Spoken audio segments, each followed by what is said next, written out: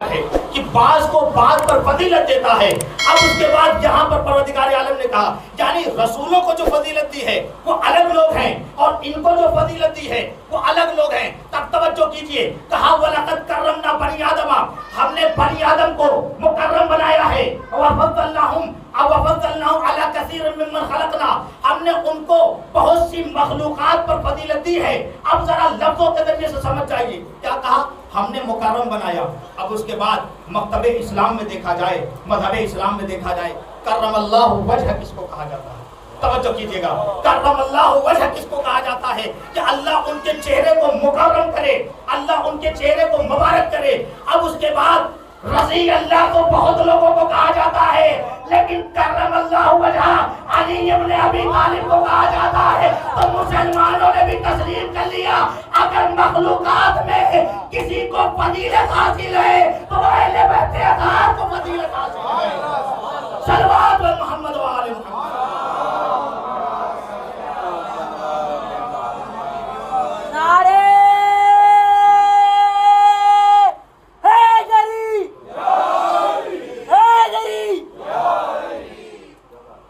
پروردگار عالم نے صاف صاف اعلان کر دیا اور یہ سارے شبہات کو آج انشاءاللہ آج کی مجلس میں ساری باتوں کو مکمل کر دیا.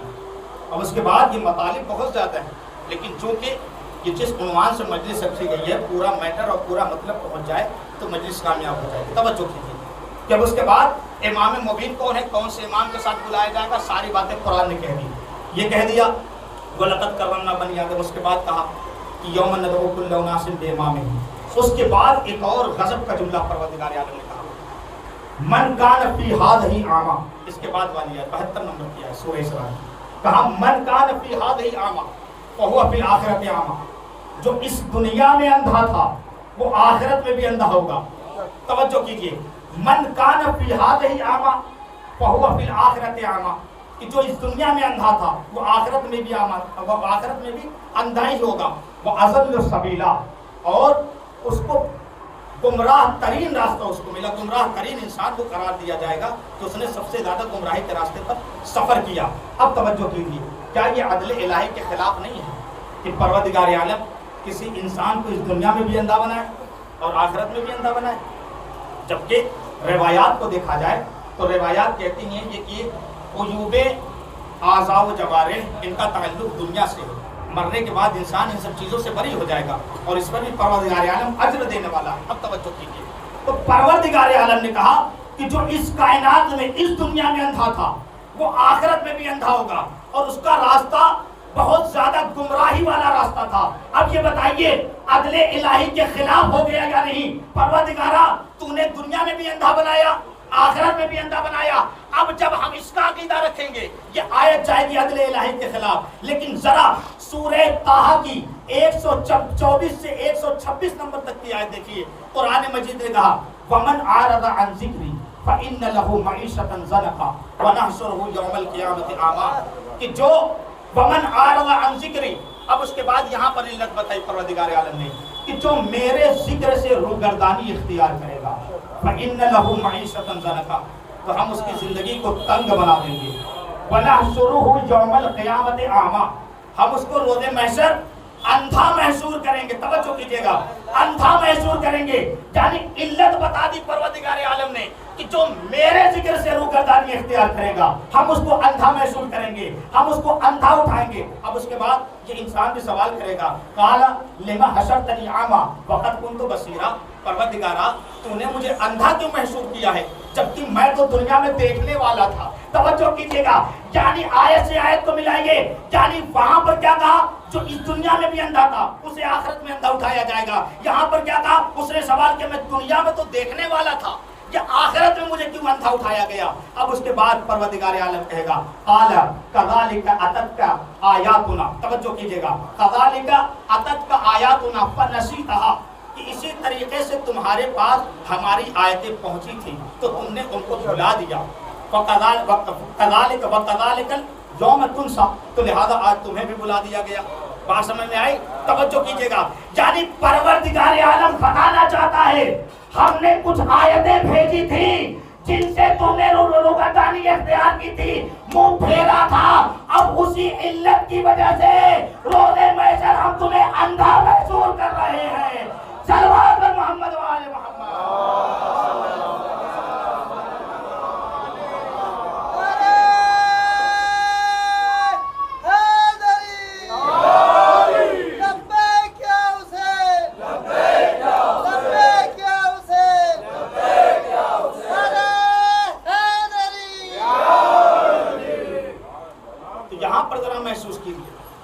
کہ یہاں تک بات اور مطلب آپ تک پہنچ گیا کہ قرآن مجید نے کیا کہا کہ یہ پہلے کہ ہم بلائیں گے، اس کے بعد فوراً تذکرہ کر رہا ہے من کان فی ھذہ اعمیٰ، کہ جو اس کائنات میں اس دنیا میں اندھا تھا اس کو روز محشر بھی اندھا اٹھائیں گے.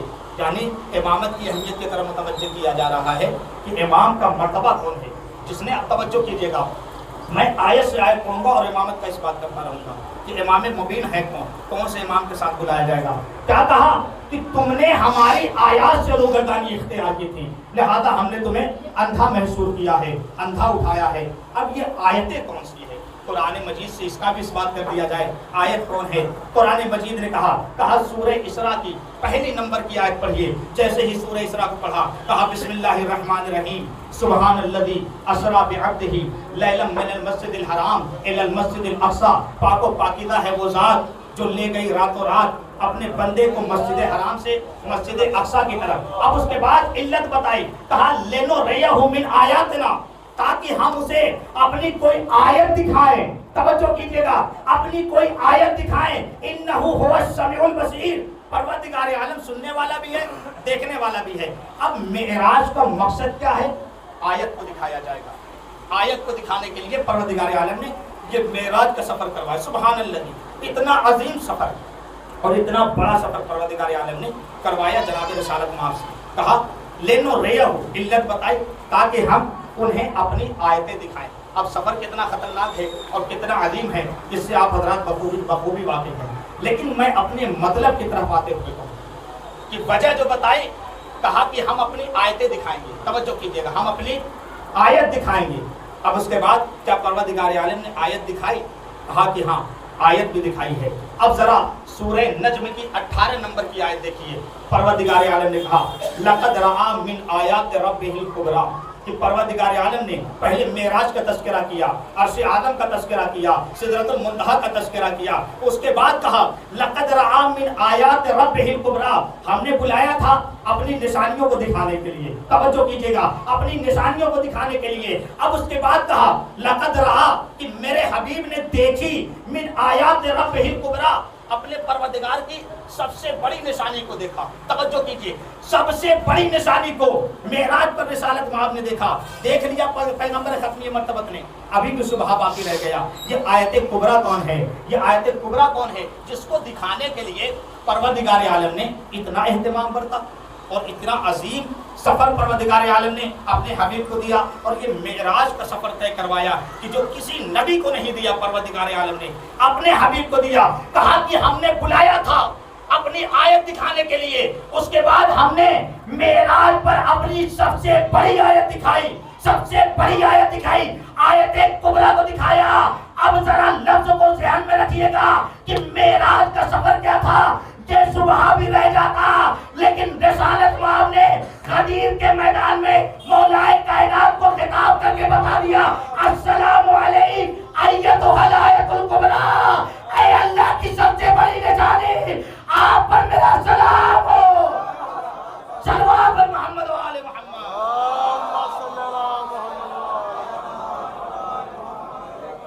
تو رسالت مآب نے غدیر کے میدان میں اس بات کی نشاندہی کر دی، اس بات کی وضاحت کر دی. کیا کہا؟ السلام علیکم ایتھا الآیۃ الکبریٰ، اے اللہ کی سب سے بڑی نشانی، آپ پر میرا سلام ہو. یعنی رسالت مآب نے وضاحت کر دی جس آیت کبریٰ کو عرش اعظم پر دکھایا گیا تھا وہ علی ابن ابی طالب کی ذات ہے. تو اے مسلمانوں، معراج کا ورد بہت کرتے ہو، ارے علی کے چہرے کی زیارت کو معراج کہا جاتا ہے. صلوات پر محمد و آل محمد.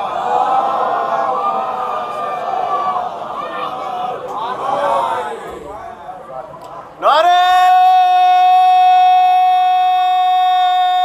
حیدری. معراج کا تذکرہ بہت ہے لیکن سمجھ گئی آیت کبریٰ کون ہے؟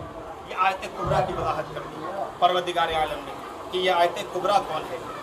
اب اس کے بعد خداوند متعال نے صاف لفظوں میں بیان کر دیا یہ آیت کبریٰ کون ہے. رسالت مآب نے اس کی وضاحت کر دی یہ آیت کبریٰ کون ہے.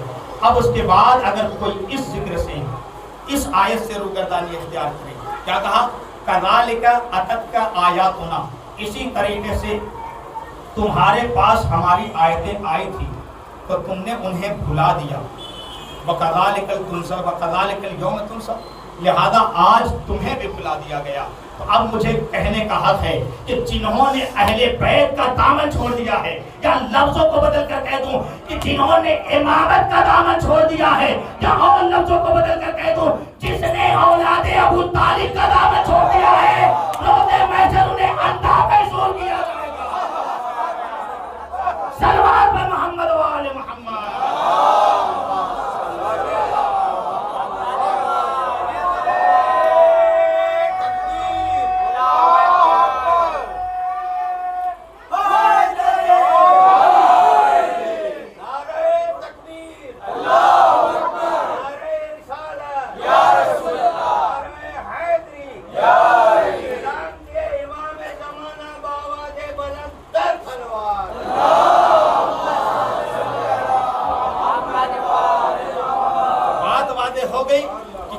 امام کے ساتھ بلایا جائے گا.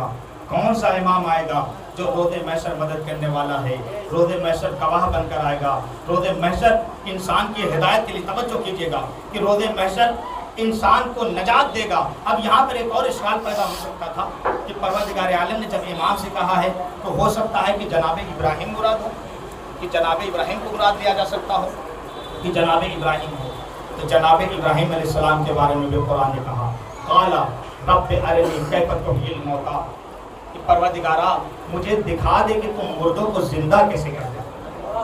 قال اولم تؤمن، کیا تم مجھ پر ایمان نہیں رکھتے؟ قال بلا، کہا یقین تو ہے، ولکن لیطمئن قلبی، لیکن میں اپنے قلب کے اطمینان کے لیے یہ دیکھنا چاہتا ہوں کہ تم مردے کو زندہ کیسے کرتا ہے. جبکہ قرآن مجید نے کہہ دیا، امام مبین میں ہم نے یہ صفت رکھ دی ہے کہ وہ مردے کو زندہ کر سکتا ہے. یعنی ابراہیم نے اعتراف کر لیا کہ میں امام تو ہوں لیکن مردے کو زندہ نہیں کر سکتا، مردے کو زندہ نہیں کر سکتا، زندے کو مردہ نہیں کر سکتا. امام مبین وہ ہوگا جو مردے کو زندہ کرنے کی صلاحیت رکھتا ہو، زندے کو مردہ کرنے کی صلاحیت رکھتا ہو. محمد و آل محمد. اور جملہ ہے، غضب کا جملہ ہے. کیا کہا جناب؟ لیطمئن قلبی، اپنے قلب کے اطمینان کے لیے، اپنے سکون کے لیے، مطمئن ہونے کے لیے. یعنی جناب ابراہیم علیہ السلام کی ذات وہ ہے کہ کسی نہ کسی مقام پر وہ یہ جملہ کہتے ہوئے نظر آ رہے ہیں، میں اپنے قلب کے اطمینان کے لیے دیکھنا چاہتا ہوں کہ تم مردے کو زندہ کیسے کرتا ہے، مردے کو کیسے زندہ کرے گا. لیکن ہم نے مولائے کائنات کی ذات کے بارے میں سنا تھا، مولائے کائنات کے کہتے ہوئے نظر آئے تھے اگر آسمان کے سارے پردے ہٹا دیے جائے پھر بھی میرے یقین میں اضافہ ہونے والا نہیں ہے. صلوات پر محمد و آل محمد.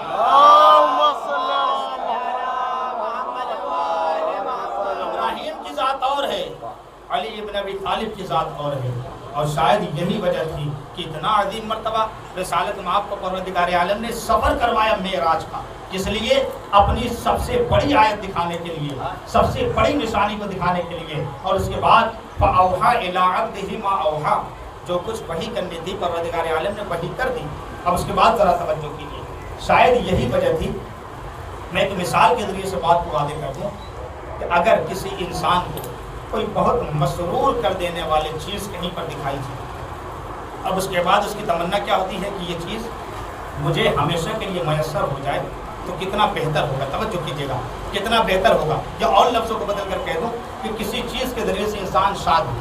مثلا رسالت مآب کو اتنا بڑا سفر کروایا گیا، اتنا عظیم سفر کروایا گیا، کس لیے؟ اپنی آیت کی نشاندہی کے لیے، اپنی آیت کی زیارت کے لیے. اب اس کے بعد شاید یہی وجہ تھی کہ جب بھی رسالت مآب مولائے کائنات کے گھر پر آیا کرتے تھے، مولائے کائنات کے چہرے کی طرف دیکھا کرتے تھے، مولائے کائنات کے رخ انور کی زیارت کیا کرتے تھے. ارے رسول بتانا چاہتے تھے کہ جس چہرے کو میں نے آسمان پر جا کر دیکھا تھا وہ چہرہ مجھے روزانہ زمین پر نظر آ رہا ہے. صلوات پر محمد و آل محمد.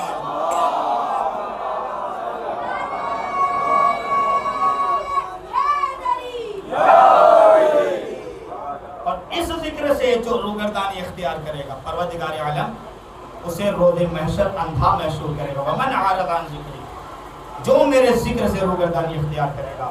رسالت مآب نے اس کی بھی وضاحت کر دی، توجہ کیجیے گا، آیت کو بلایا، ذکر سے روگردانی اختیار کی۔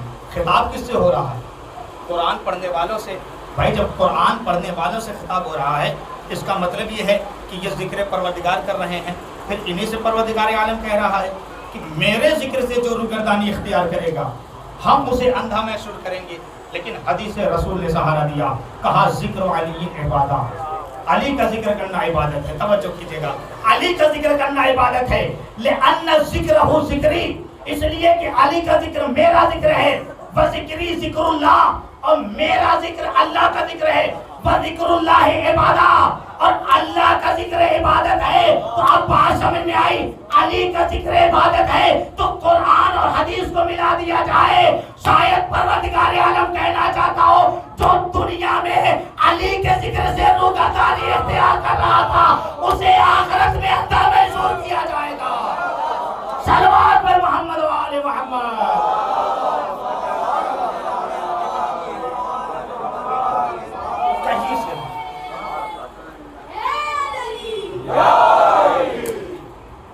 تو کہیں سے بھی اس کو دیکھ لیا جائے، کہیں سے بھی اس کا مطالعہ کر لیا جائے، قرآن مجید صاف صاف امامت کی وضاحت دے رہا ہے کہ امام وقت ہے، اور کس امام کے ساتھ بلایا جائے گا۔ چونکہ دامن وقت میں اتنی گنجائش نہیں ہے، لہٰذا ایک بات کو اور پیش کرتے ہوئے اس کے بعد آپ کی عبادت کو تمام کریں گے۔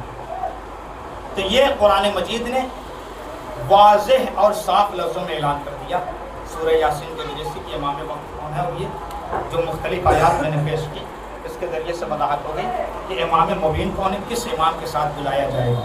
اب اس کے بعد ایک اور واقعہ سنتے چلیں۔ رسالت مآب زمین پر تشریف لے گئے، خیبر کا معرکہ ہے، غزوہ خیبر لڑی جا رہی ہے۔ رسالت مآب نے اعلان کیا جو کوئی بھی علی کی کامیابی کی خبر مجھ تک پہنچائے گا وہ جو کچھ طلب کرے گا میں اس کو عطا کروں گا۔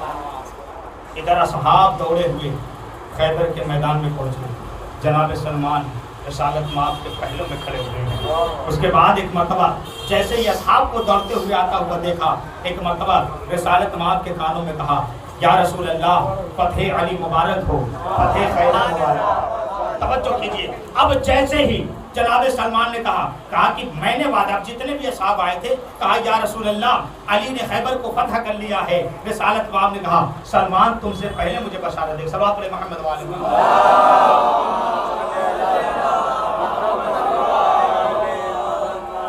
ایک اور صلوات علی محمد وعلی محمد۔ عظمت امام کو سمجھیے گا کیا پروردگار عالم نے کہا۔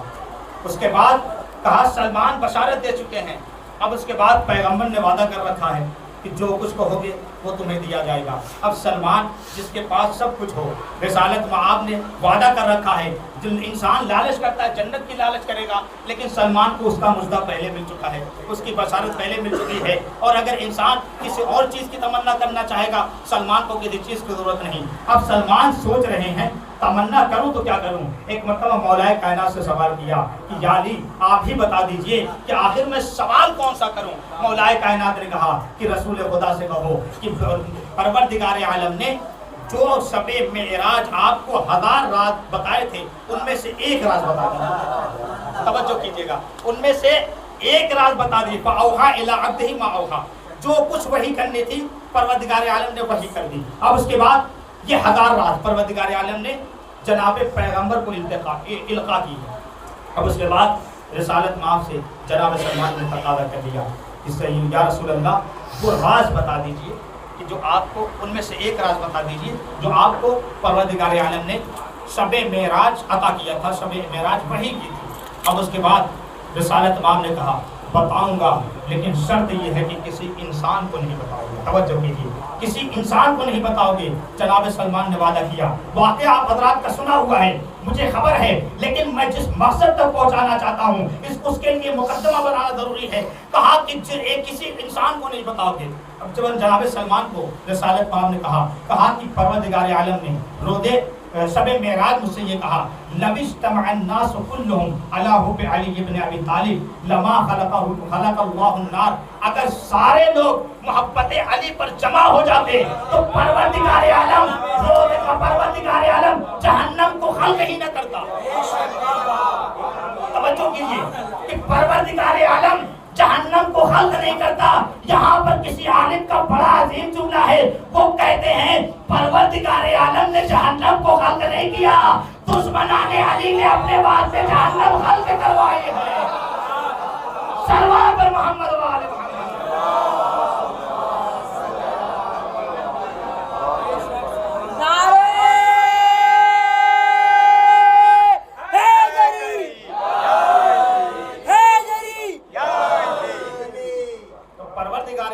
जहन्नम को खल्क नहीं किया, दुश्मनाने अली ने अपने लिए जहन्नम को खल्क करवाया है।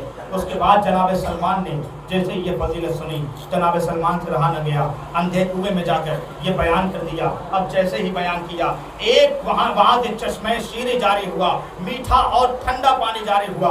उस पानी से एक दरख्त नमूदार हुआ, दरख्त में पत्ते निकले, हर पत्ते पर लिखा हुआ था लबिज्तमअ अन्नास कुल्लुहुम अला हुब्बि अली इब्न अबी तालिब लमा खलक़ल्लाहु अन्नार। हर पत्ते पे लिखा। अब उसके बाद एक हवा चली, हवा ने सारे पत्तों को तोड़ा, सारे पत्ते उड़े, एक एक के घर में पहुंचे। पूरे मदीने में सबके घर में ये बात फैल गई, सबके घर में ये बात फैल गई। उसके बाद जैसे ही लोग सुबह को बेदार हुए, क्या देखा कि पत्ता सामने है, क्या लिखा हुआ है। अगर लोग मोहब्बत अली पर इकट्ठा हो जाते तो अल्लाह जहन्नम को खल्क न करता। लोग सारे लोग पत्ता लेकर रिसालत में आपकी खिदमत में पहुंच गए। या रसूल अल्लाह, ये क्या माजरा है? जिसने भी देखा हर एक के पत्ते पर वही लिखा है। जनाब सलमान को बुलाया गया।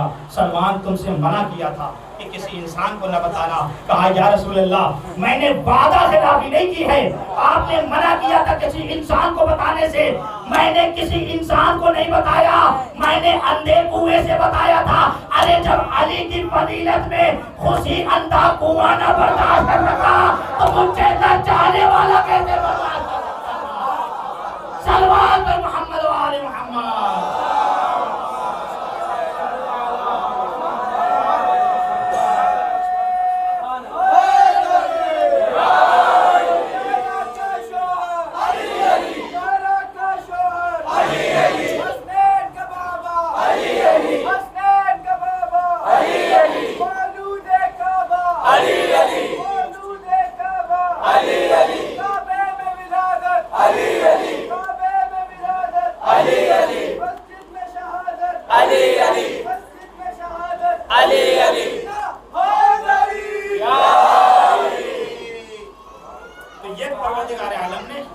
मौलाए कायनात को ये फजीलत दी है कि अगर लोग मोहब्बत अली पर इकट्ठा हो जाते तो जहन्नम को खल्क ही न करता।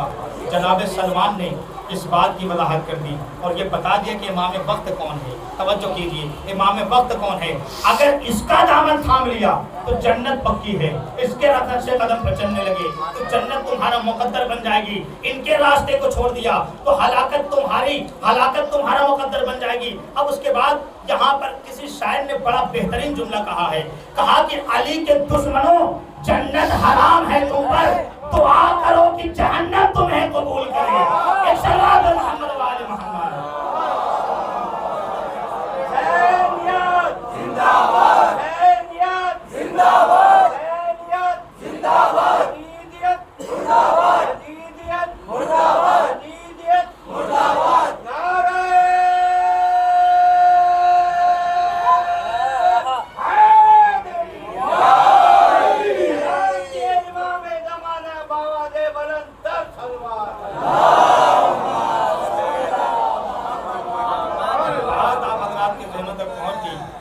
बात को भी एक शायर ने 4 मिसरों में बयान किया है, उसको भी सुनते जाइए। कहा कि इश्क़े अबू तुराब क़ज़ा कर रहे हैं, इश्क़े अबू तुराब क़ज़ा कर रहे हैं लोग, किस बात की नमाज अदा कर रहे हैं? इश्क़े अबू तुराब क़ज़ा कर रहे हैं लोग, किस बात की नमाज अदा कर रहे हैं लोग? अरे जन्नत के वारिसों से अदावत के बावजूद जन्नत में दाखिले की दुआ कर रहे हैं लोग। सल्लल्लाहु अलैहि मोहम्मद व आले मोहम्मद।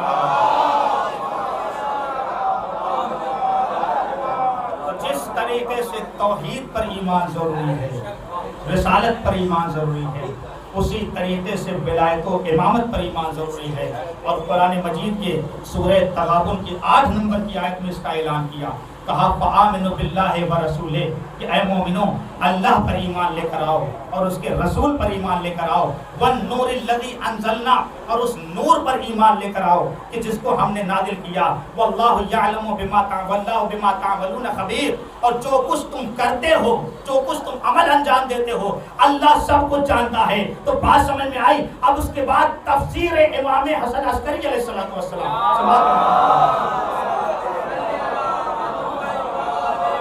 یہاں تک تو بات واضح ہے، فآمنوا باللہ، اللہ پر ایمان لے کر آؤ، ورسولہ، اور اس کے رسول پر ایمان لاؤ، والنور الذی انزلنا، اور اس نور پر ایمان لے کر آؤ جس کو ہم نے نازل کیا۔ تو امام عالی مقام نے ارشاد فرمایا النور هو الامام، نور کون ہے؟ یہ امام ہے کہ جس پر ایمان لانے کے لیے کہا جا رہا ہے، جس پر ایمان لانے کے لیے حکم دیا جا رہا ہے۔ اور پیغمبر نے بھی فرما دیا تھا انا وعلی من نور واحد، میں اور علی ایک ہی نور کے 2 ٹکڑے ہیں۔ تو اب یہ کہنا بیجا نہیں ہوگا کہ جس طریقے سے لا الہ الا اللہ محمد رسول اللہ کہنا جزو ایمان ہے، اسی طریقے سے علی ولی اللہ کہنا تکمیل ایمان کی سند ہوا کرتا ہے۔ صلوات پر محمد و آل محمد۔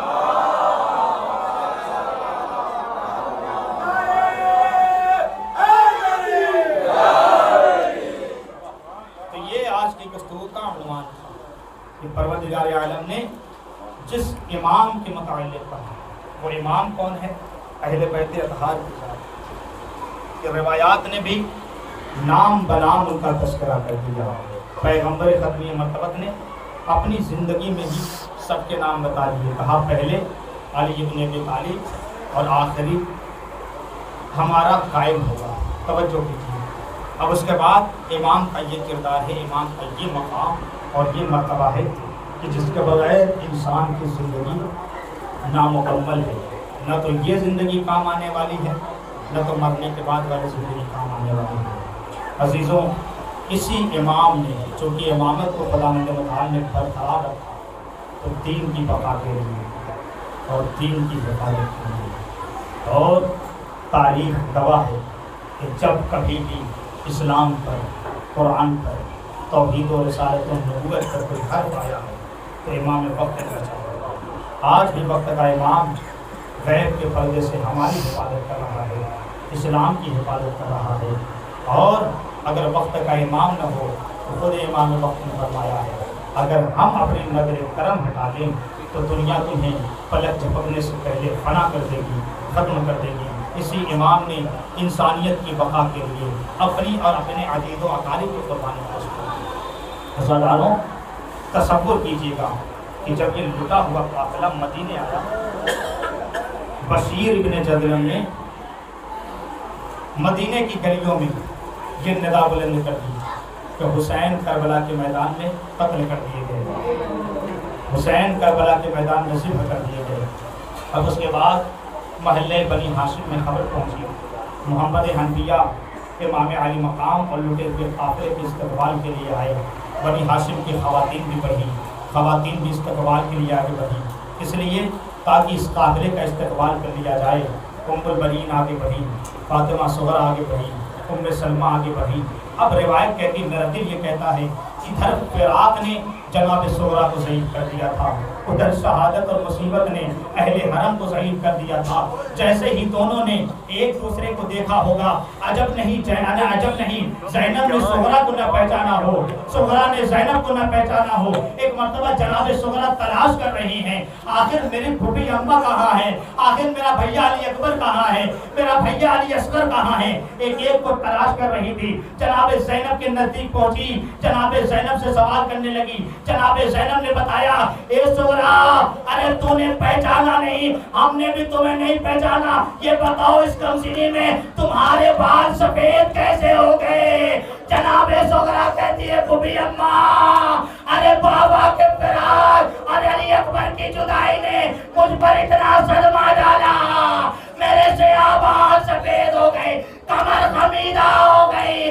اے پھوپھی اماں، آپ پر کون سی مصیبت نازل ہو گئی؟ آپ کے بال اتنی جلدی سفید ہو گئے، سکینہ اتنی صحیح سکینہ کہاں چلی گئی؟ میری اماں کے بال سفید ہو گئے، تمہاری حالات تو یہ نہیں تھے، اتنی جلدی حالات بدل گئے۔ آزادارو، جناب زینب نے جیسے ہی سنا ہوگا، ایک مرتبہ میرا دل کہتا ہے جناب سغرا کو کلیجے سے لگایا ہوگا، کہا گئے سغرا ارے ہم لٹے ہوئے کے بارے میں نہ پوچھو، بس اتنا شکر ادا کرو اچھا ہوا کربلا تم ہمارے ساتھ نہیں گئی، ارے تمہارا پردہ تو سلامت رہا، ارے بادے شہادتیں اٹھے، ہمیں تیار بدیا بے مکرہ و چادر ملایا گیا، منادی ندا دے رہا تھا، ایک تماشا آئیو تماشا دیکھو، رسول کی نمازیاں، علی کی بیٹیاں،